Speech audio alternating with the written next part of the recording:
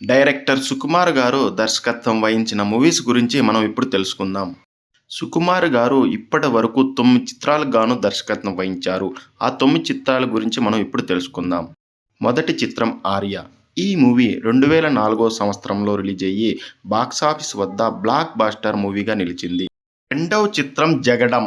ఈ మూవీ 2007 సంవత్సరంలో రిలీజ్ అయ్యి బాక్సాఫీస్ వద్ద ఫ్లాప్ మూవీగా నిలిచింది.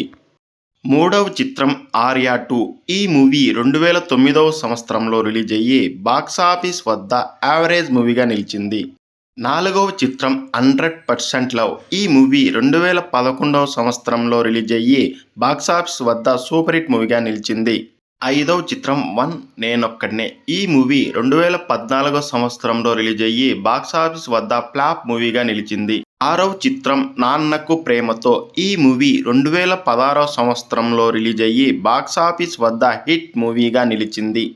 ఏడవ చిత్రం 'రంగస్థలం'. ఈ మూవీ 2018 సంవత్సరంలో రిలీజ్ అయ్యి బాక్సాఫీస్ వద్ద బ్లాక్ బస్టర్ మూవీగా నిలిచింది. ఎనిమిదవ చిత్రం 'పుష్ప 1'.